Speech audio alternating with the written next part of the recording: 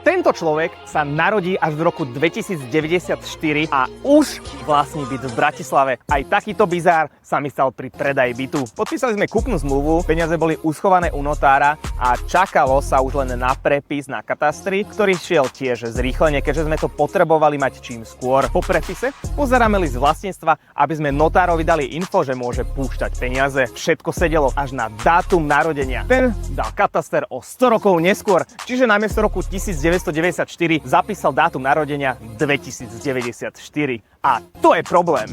Notár nemohol pustiť peniaze predávajúcim, pretože údaje na LVčku nesedeli. A ako sme to vyriešili? Hneď sme volili na kataster, že chybne zapísali vklad a pourgovali, nech to čím skôr opravia. O 2 pracovné dni sme už mali pripravený správny list vlastníctva. Následne sme LVčko poslali notárovi a on uvoľnil peniaze z notárskej úschovy. Áno, aj takéto veci sa stávajú pri predaji nehnuteľnosti, napriek tomu, že všetko ostatné je nastavené správne. A ak sa ti stalo niečo podobné, napíš mi dole do komentárov.